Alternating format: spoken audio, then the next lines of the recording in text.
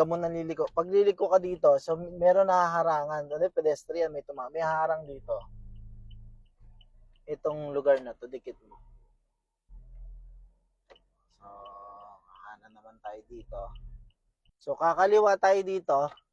So, tingnan nyo, may mga blind spot tayo dito sa A-pillar. Ang ano dyan, gaganyan, katas gaganyan.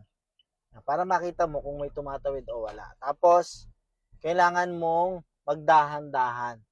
Para once na may tatawid, nakikita nyo yan, tingnan mo, hindi na nakikita yung bata.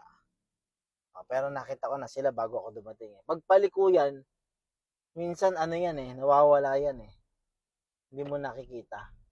Dito naman, kanan. Yan. So, sa party na to, hindi mo makikita yung tao. Pero may tao dyan, ayun. So, yan. So, i-discuss ko sa inyo mamaya. Papakita ko sa inyo. Bababa ako. Kasi may mga ganyang, may mga ganyang pangyayari na nagkakaroon po ng nasasagi ng driver, yung isang motor or tao na nawawala yung pansin ng driver. Bakit? Nandito kasi siya, pakita mo dito. Nandito siya nakatago. Yung isang tao yan. Kasi isang tao yan, nawawala yung tao niyan. Yan, ganyang kalaki nawawala. Nakikita mo yung tao? O hindi yan, nakikita na. So, kailangan aabante ka, tapos aatras ka. Para nakikita mo siya tuwing liliko ka. At saka slow down para makareact ka sa mga pangyayari na gaganap sa lupang pinangako. So, papakita ko ngayon sa inyo itong A-pillar na to, no? So, kung yung tao nandito, hindi mo mapapansin. Lapit mo pa. Yan.